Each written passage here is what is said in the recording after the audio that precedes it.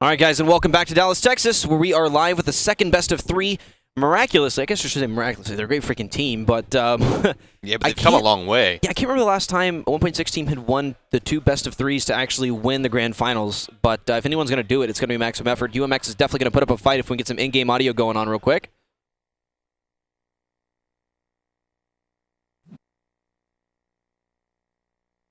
See if we can get a grasp on what's happening here in this pistol round. Joining us just in time with this matchup, if we can get some in-game sound going. There we go. Simfis not really able to connect, though. It's actually really surprising from both members there fighting.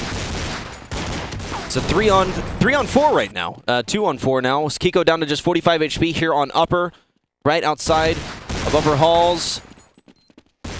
Ooh, nothing ripping the face off of Kiko. Pauly, last man standing, taking down Swag. Now in a 1 versus 3, 13 HP. So low. Now keep in mind, guys, there are boxes there.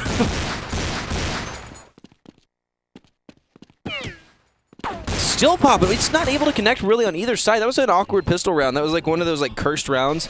I mean, there at the beginning, you saw that battle on upper plat, and there's back and forth, and no one really able to connect. And finally, a nade's what finished it. Yeah, yep, that was a super awkward round.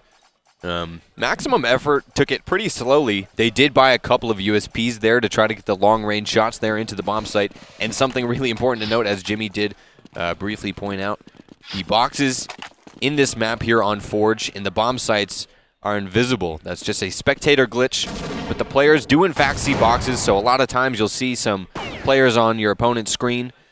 This is in fact not a balance change. Sobo coming up ramp right now. This is going to be a difficult spot to be in right now. Sean Gers is actually all the way over here in mid. Nothing. Looks like they're actually trying to figure out what's happening right now. There hasn't been too much communication between the team, I don't think, as they haven't found much out yet. But Sinnoh's going to be playing super close here at upper halls in the B bomb site. This might be one of the first places they look. Once they clear that platform, they should be looking, and just in time, super he's close able there to get off a dink and bring Simfis down to just 8 HP. Sobo now stuck inside all by himself. And that will be 2-0 in favor of max effort. It was pretty close. I mean, you know, UMX did get pretty close there. Steno there all the way at the entrance was trying to get some, at least try to get a gun down there, trying to make maximum effort, force some more guns there, but unable to fully connect. He was able to get a couple of dinks off. Score is now already 2-0 in favor of maximum effort. Yep, we are here in the first half, as you see up top right on our wonderful broadcast app. This is the second best of three. Make sure everyone's joining is aware. And holy crap, Sean Gers just got wrecked by a deagle from Pauly. He's probably spending his time yelling at Pauly right now, like, what was that? But keep in mind, these guys are sitting across from each other right now. A nice shot there onto nothing. It's a 4-on-5 in favor of UMX, who is saving with mostly USPs right now. Pauly, the only deagle player. Easy frag for Simfis. Nothing's definitely not someone I would expect to lose a rifle so early on there just against the USP. This map, man, like sometimes it gets a little crazy. It's really chaotic when people actually commit past these save rounds, and there it is. Finally able to finish off that round just over the 50-second mark. Now, this is where the real fun begins on this map, because here's the thing. We talked about it a little bit when we watched it yesterday, but the thing is, a lot of teams, for one, they don't practice the map. They feel comfortable on the map to a point.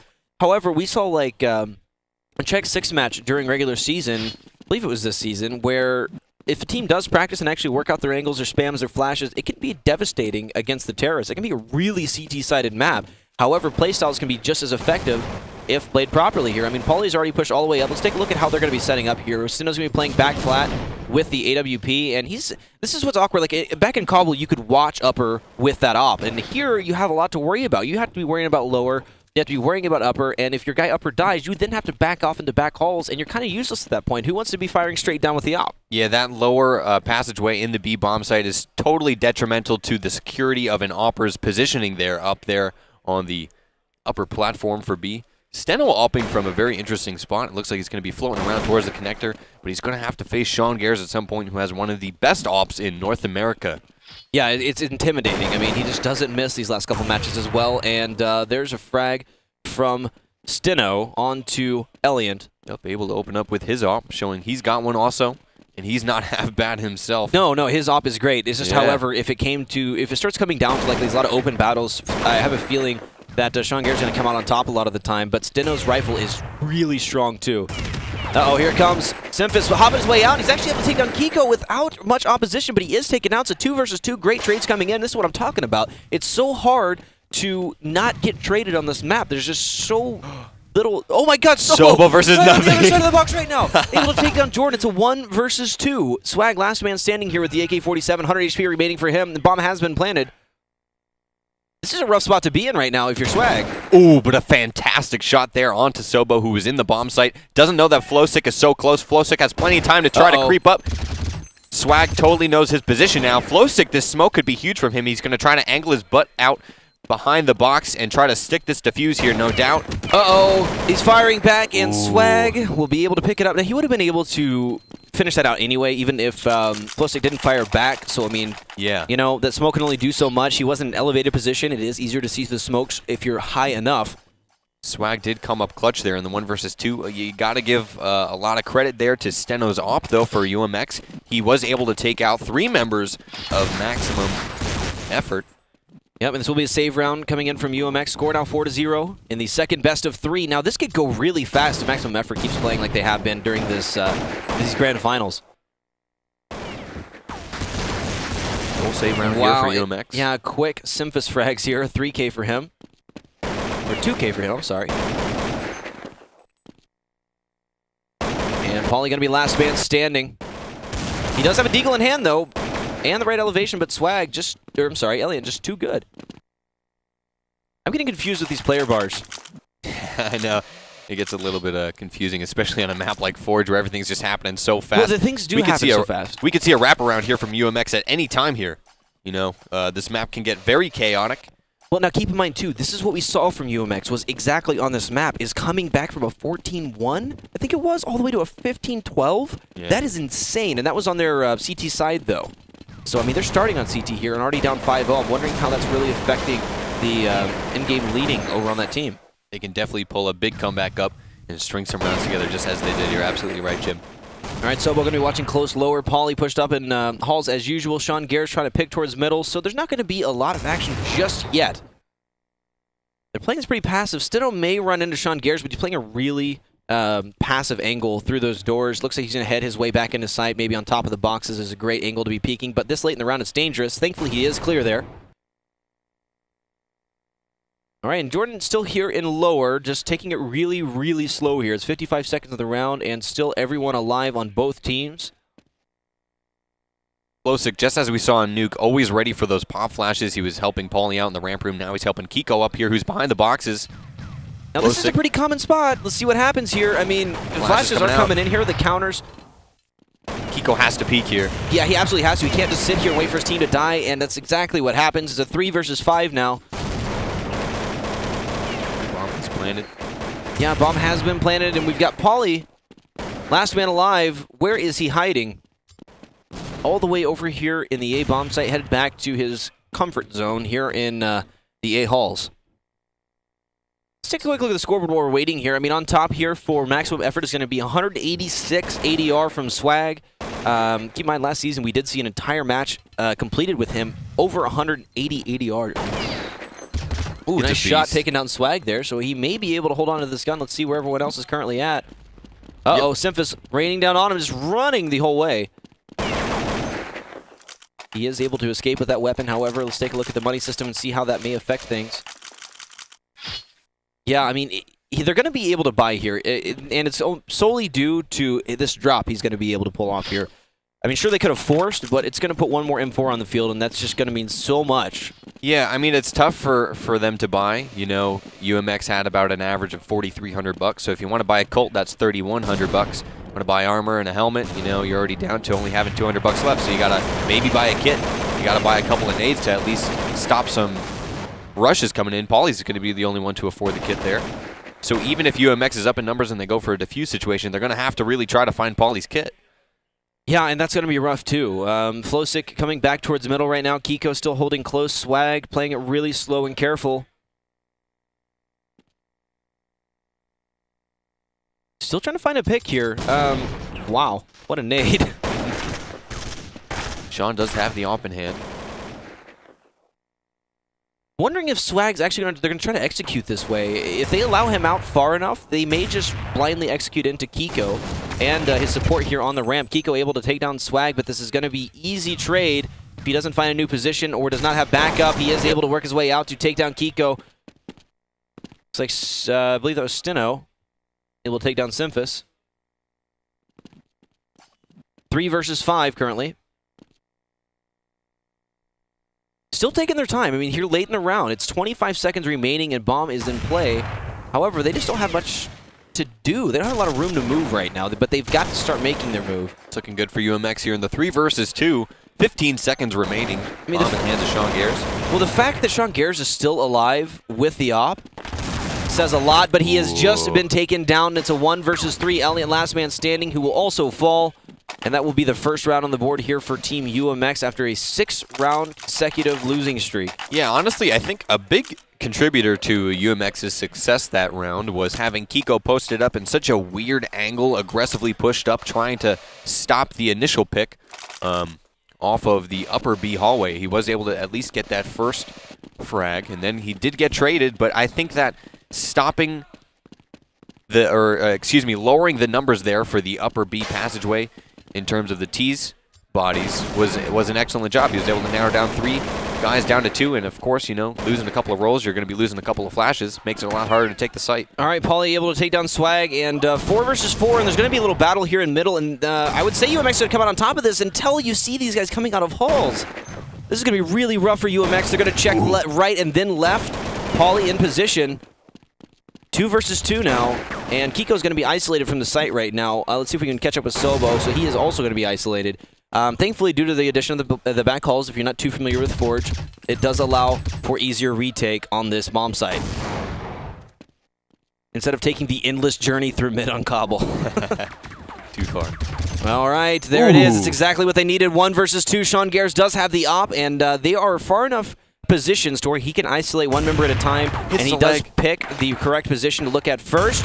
Not going to be able to connect with the second one. That is out of character. 14 HP remaining against 2 automatic weapons spells the end of that round, and the score will now be 6-2, still in favor of Max Effort. That was a great job from Sobo there in that 1 versus 2 against Sean. He, instead of just running up and trying to make Sean miss his op shot, he actually jumped up onto the boxes by first going onto the railing and then going onto the boxes. Great from him. Unfortunately for Sean, he would only hit that leg towards the back haul. Sean did do a great job, though. In the 2 versus 2, he laid down one more smoke right in front of the connector, forcing Kiko to commit towards that back haul and splitting up UMX's rotation. So it was a valiant effort, but UMX would come out strong there in that 2 versus 2.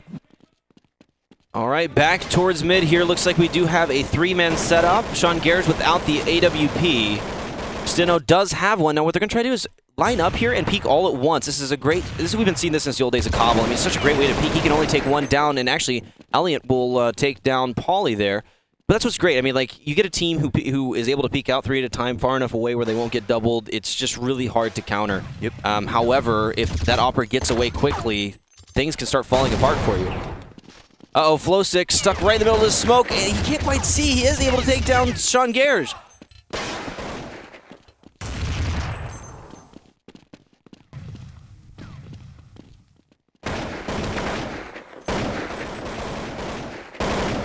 All right, 2 versus 3 now. Swag still over here at B. He does have the bomb here, so let's take a look around the map. Flowsick trying to take down the terrorist here in the middle. 3 versus 2. All right, Jordan on to Kiko. 2 versus 2 still. He's just down to 3 HP. They're going to be working the B bomb site, but they're about to run into a counter terrorist here in lower. 20 seconds left for Jordan. Yeah, not a lot of time and not enough HP. There's another one, though. Here's another one on the board for UMX. Things starting to come together a little bit. And I think it was more due to, so far it looks like it's more due to Max Effort changing their playstyle rather than UMX adapting. Yeah, UMX has kind of kept together what they started employing at the very beginning of this match. Again, we have to remember that in the 3rd round of the upper bracket, Maximum Effort did pull off a win on this map, 16-12 against UMX. But UMX did have that huge comeback that you had alluded to there, Jimmy, a little bit earlier here in this match. Moving on to the 10th round here. Score is 6-3 in favor of Maximum Effort. Sobo creeping up here a little bit in the smoke. Here in lower B. Full gun round for both teams. Elliott hanging out here in the middle. Swag and Semphis ready to start trying to go for some picks here at upper B. Yeah, and Kiko going to be playing on top of these boxes. It's a great spot. I still like the tree, but right here in this spot's great because what that's going to allow for is him to hide behind this. If he does not fire first, he may be able to pick up a multi-kill here. Yep, it does look like Maximum Effort is setting up for that B take.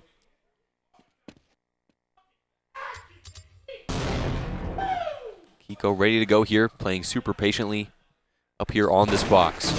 All right, small amounts of damage coming from that grenade. Nothing going to be coming out through lower B. This is definitely going to be a B execute because Bomb is currently in lower. Steno in position. Kiko's going to get taken down. He did fire first and not allow his team to make noise, but there we go. There's the answer we were looking for from Team UMX, and all of a sudden it's a 2 versus 4. Ooh. Make that a 1 versus 4. Sean Gare's taken down the first member of UMX here. Steno coming up huge there. He's been playing so strong so far for UMX, really helping them win each one of these rounds that they've collected so far here on the first half, here on Forge for the CT side.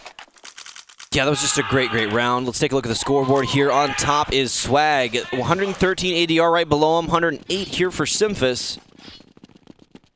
And all across the board here for UMX, starting at 90 all the way down to 55. UMX has collected their 3 rounds consecutively. Uh-oh, Paulie's about to run directly into Sean Gares. Will Sean Gares look left? Paulie being a little too aggressive here. He might actually be able to catch Sean off guard. He dropped into mid. He will be able to get this frag. Bomb That's is now bomb down. This is just great. Jordan Gilbert, however, is going to be coming back up mid on A side right now, along with one of his teammates, but they have to loop all the way back around into Paulie. What they're going to try to do is come from the A side of site. It's a lot better angle to approach from because now he's going to be pinched. Paulie has no idea if there are going to be terrorists coming from this end or not. Uh-oh. Paulie right behind. Maximum Effort here, at least able to get one more. That's Elliott in the middle. Bomb is in the hands of Swag, though. Coming up middle here with Semphis. No smokes being laid down in front of the connector. That's going to give Kiko a shot, but he's going to get taken down there by nothing. Sobo is going to be able to take him out. Yeah, it's a 1 versus 2 currently. 1 frag so far in this round for Sobo, trying to make it 3 here total. And he's just unable to re-peek there at the back hall. Need a little bit of damage there. Yeah, he's trying to work his way back through connector now, which, you know, either way is kind of no fun right now because you're up against 2 players. He does have a flash, but Swag is able to spot him before he does too much. Now, once again, guys, I just want to reiterate, if you're just joining and you're not used to watching maybe Forge on the HLTV, some of the boxes are bugged in this map where you cannot see them. Where he was just currently looking, there are 2 large boxes. I wish I had, like, on Sports Center and everything, or all you could just sit here, like, draw all over the place. Yeah, so those boxes are actually going to be gone in both A and B, but just for us, just for spectating purposes. The boxes are there, so when you see clear as day that there's an opponent on the screen of the POV of whoever we're watching, I'm sure there's a box in the way. Looks like Swag just ate a whole bunch of damage from that. Kiko playing really close here with a couple of his teammates. Swag trying to challenge this position. Flowstick playing really close with the M4. And I think that was a little bit of a surprise to Maximum Effort. It's a big round for UMX if they're able to win it. Swag's really low now. He is able to pick up the bomb here before smoking off the connector. Paulie coming in from behind right now. Steno going to be over here in connector. This would be a great flank from Paulie if he's able to come out all the way through. Yeah, if he keeps this pace, if he keeps moving forward, it'll be great. They won't have time to actually pay attention to what's happening. They have picked up position in the back of sight. Paulie not really able to connect as there is a box in his way. Steno 1 versus 2 with the FAMAS. I'm sorry, 1 versus 1 now.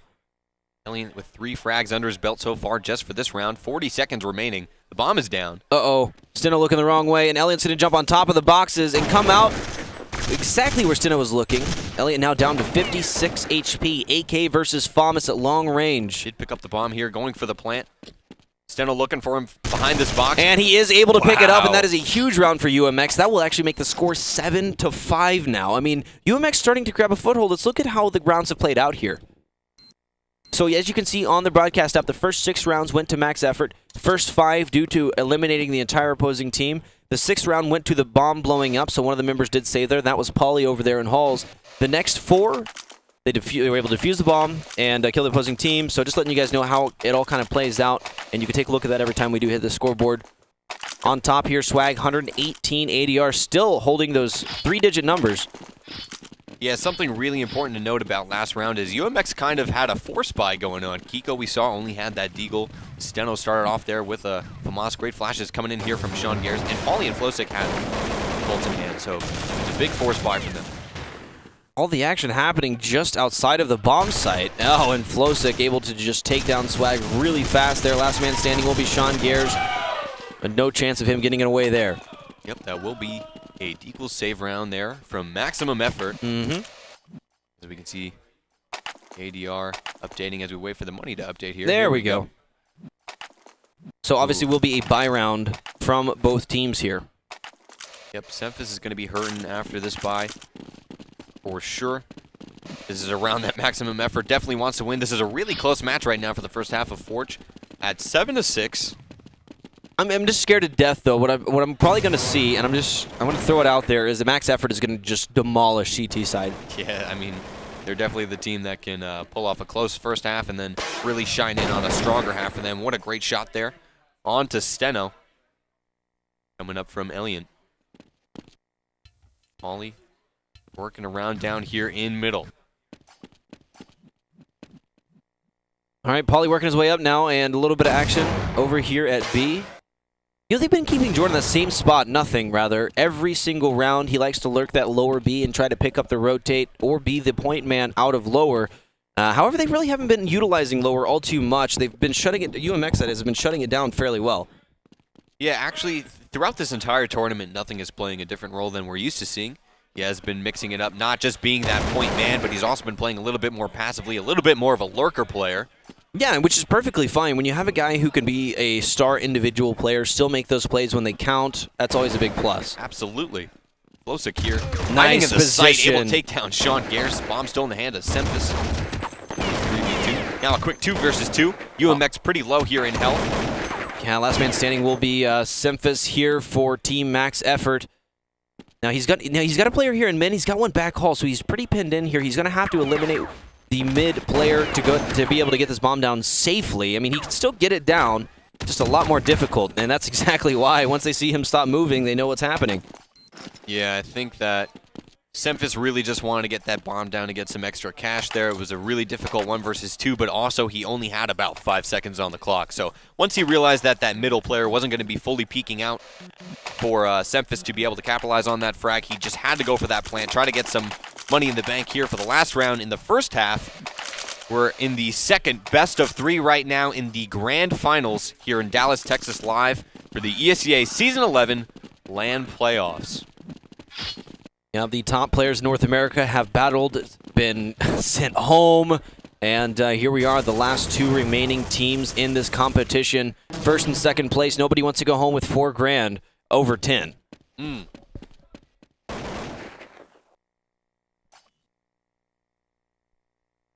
Still taking this really slow, and UMX keeping the same basic setup they've played almost every round.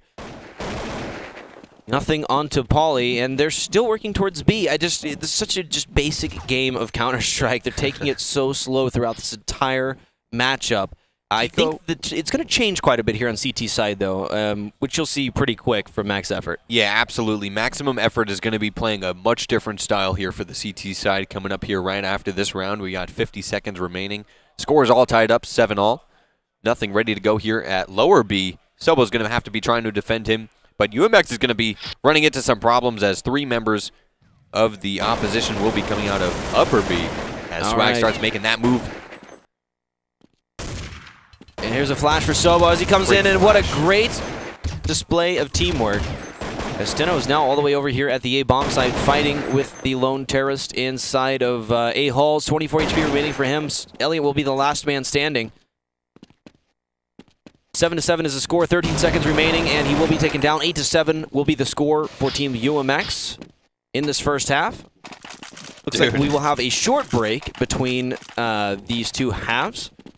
And I'm just going to reiterate, if you're just joining us, this is the second best of 3. The way basically it works is there is an upper bracket, lower bracket. If you lose, you go to the lower bracket, and you have the opportunity of winning and making it to the finals of lower bracket, which Maximum Effort did. They then won to rematch against the team who sent them there in the first place.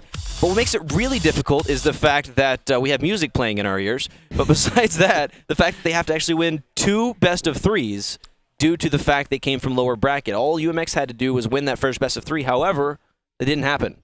Yeah, absolutely. UMX did lose the that first best of 3 on both maps. Maximum Effort was able to do it in 2. And it's important to remember, as Jimmy said, UMX did send Maximum Effort to the lower bracket in the first place. That was in the 3rd round of the upper bracket, where actually a match did take place on Forge, and Maximum Effort did win 16-12. But Jimmy, you were saying, I was busy over casting Source yesterday. You said that UMX on Forge yesterday made a really great run at a strong comeback. Oh, God, yeah. I mean, the series, and I'll use the same thing I've been saying this whole time, it was just a nail-biter. It seriously gave me a heart attack almost. It was just the fact that all the maps were so close, and there's just back and forth, and by the time we would be sitting there saying, you know what, they just can't come back from this. Corey kept saying it over and over, and I was like, yeah, you're right. Surely not. Just start Surely not. No, there's no way. And it just kept getting closer and closer every map they played. And finally, UMX out on top, and they were feeling great, man. Had an opportunity to talk to UMX. They felt really confident. But, you know, once again, they're not really the guys to gloat in their small victories like that. I mean, I keep bragging on Pauly because he's one of the few players left in the scene who's just quiet all the time, man. Like, he'll tell you how it is, and, you know, even talking to him before this matchup, he didn't want to say much other than the fact that he goes, you know, we'll see what happens. So let's jump back into the match here. It looks like we are going live, get the in-game sound going. Any moment now. Thankfully, we haven't missed anything just yet. And coming in just in time to see UMX attempting at an A execute. Wow, Max Effort really stacked towards the B bomb site early round. It goes back to that old Cobble meta game, is when you would always send for that direction at the beginning of every round, and you'd rotate one into connector or right outside if you had the time, and have your counters ready there. So that looks like that's going to be the pistol round setup that Max Effort will be rolling with. They have now rotated back into default spots. UMX still waiting to execute here into the A bomb site. They do have one USP in play. Elliot playing down pretty low here on ramp. It's going to be a long trek for him to get away, as they're going to come down to the lower part of this door, a little bit lower than where he's aiming right now. And they're going to chase straight up the ramp. However, Simphus ready to support him. We'll see how this plays out. Sobo just now doing exactly what I said, and they're going to come straight up. USP leading into the site. And Pauly already out of halls. Steno able to work his way into sight. Smoke's coming in. Sean Gare's onto Sobo. And quick exchanges here, 3 versus 3. Make that a 2 versus 3. Great shots coming in from Jordan Gilbert as he one-shotted one member of Team UMX. It's a 2 versus 2. Now Sean Gare's down to 7 HP, stuck behind the box, and it's all up to Swag. Wow. And Pauly was having none of that. Got to give so much credit to Steno. I know I've been giving him a little bit of credit here as we've been progressing in each round respectively, but seriously, he's been coming up with some huge 2Ks and 3Ks when they matter, especially here on this opening pistol round for the second half. Him and Pauly working together to wrap up all 5 frags there. But honestly, that round just turned into a bit of a random Counter-Strike game. It was really just a bunch of trades. UMX and Maximum Effort battling it out with just a bunch of USPs, really. A 5-man stack here inside of the B bomb site could equal a very bad day for anybody who wants to try to come up to upper right now, but it looks like it's not going to be the case. They're just going to hang out towards mid, towards lower, watching your halls pushes.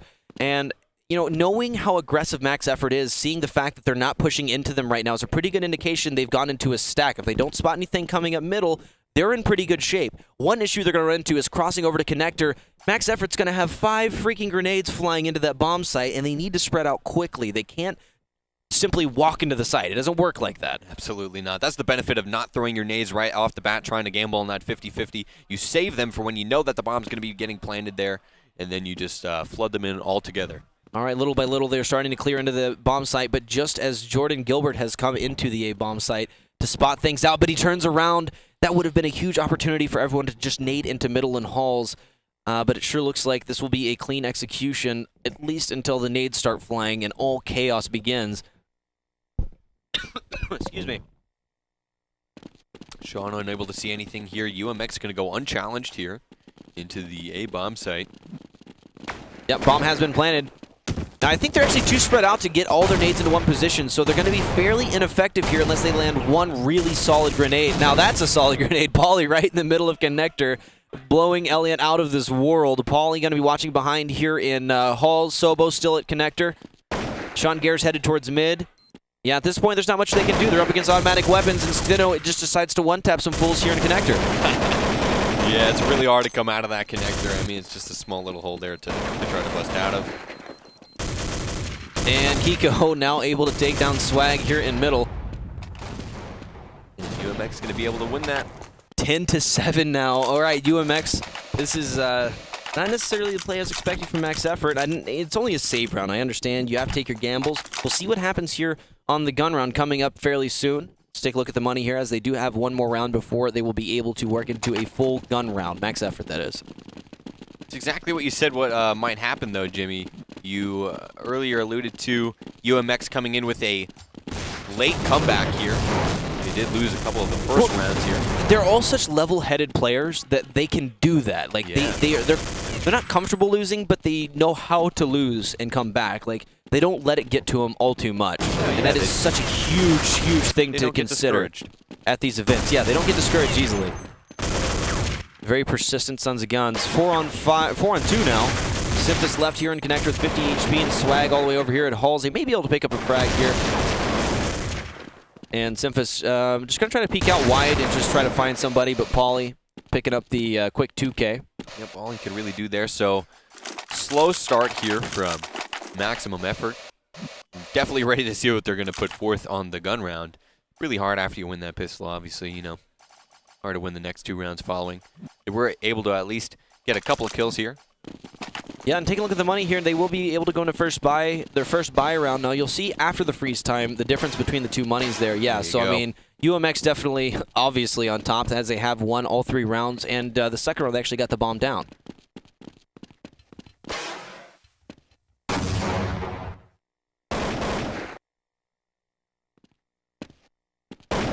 All right, still hanging out pretty far back right now. UMX going to be taking this one slow. Max Effort, let's see how they're going to play it. It's a really similar setup to what we saw UMX playing, except for Elliott in this awesome position right here.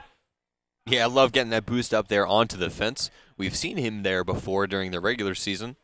Yeah, it's literally like a foot above where you would be to see your feet. So if you're actually on top of the fence, people won't see it if they look directly right, and you could probably watch them walk by. UMX looks like they're going to be setting up for a B take here over at upper. All right, and there's the first opportunity for a frag on UMX, but Swag will be traded. It's a 4-on-4 now. The rotations will begin shortly. Sean Gare's going to be the lone defender here with Jordan in the back of sight, having to worry about lower as well.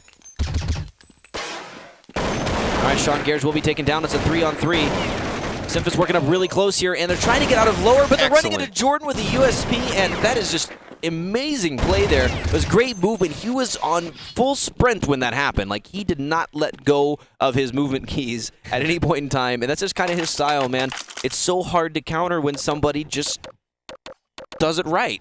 Yeah, it's hard. That's something that we've seen from Nothing season after season. His play style is just so aggressive, and he's just so, like, flamboyant in his movement. He's just moving all over the place. I wish people could have seen the kind of jello movement you just did there. That was great. In the wind. Yeah, unfortunately, I was off camera.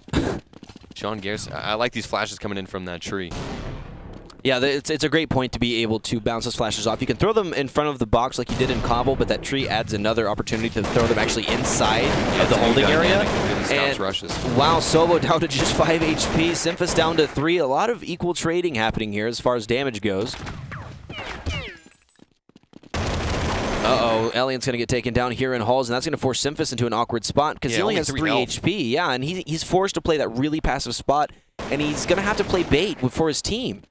Maximum Effort, though, definitely aware of where UMX is trying to head. UMX, obviously, since their position is known, they are going to be throwing out their smokes and flashes respectively, trying to take this bomb site as fast as possible. They don't know that Simphus is back there yet. They will get nothing in the back hall. Oh, but great awareness there by Flowsick. Able to take out Simphus, who only had those 3 points of health. Swag's going to be falling all the way back here, trying to save that gun. Yeah, there's 20 HP left. Bomb is planted. He may be able to get away with this. I don't think they've fallen all the way back towards that area just yet, actually. Sobo's really Sobo's close. right here with him. low himself. Swag's looking right at him. That is Wow. so awesome. Great play there. I don't know how he knew to look there. Just great awareness, you know. I mean, start thinking a few, you know, they're going to push through mid. They're going to be pushing from behind. They're going to reach me quicker if they come through mid. I don't hear anything in connector, so let's look that way. I assume was the thought process, or it was my crosshair. Feels really good right here. Yeah, absolutely. Maybe it just felt comfortable. Of course, after Sobo gets taken down, though, UMX will know exactly where his position is, and they'll fall right out of the bomb site, knowing that there's no possible chance at that defuse. Trying to get that gun down. Yeah, 12-1 is now this, or 12-8 now is the score. 12-1. Whoa. Where was I? Yeah. I don't know. What did I miss? Well, Taking a look at the scoreboard here and back into the action. UMX doing a good job in terms of ADR. This looks like it's going to be a lot faster take than what we're used to. Already setting up with the flashes coming down ramp, and they're coming straight out lower. And this is just a save round for Team Max effort. Sean Garrett's on top of the boxes in sight. Last man standing is Simphis.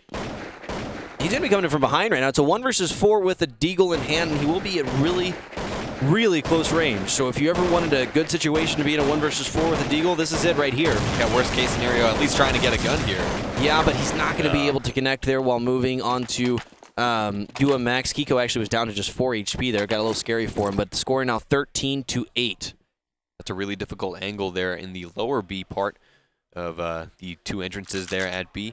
For both players, really, you don't want to be shooting someone that's on the stairs because it's hard. You have to move your crosshair up and down, which you're really not too used to with a deagle. Well, and for just a second, it takes into account that you're in the air for just a moment, so it really throws you off. Yeah, so you just lose all accuracy there with any weapon.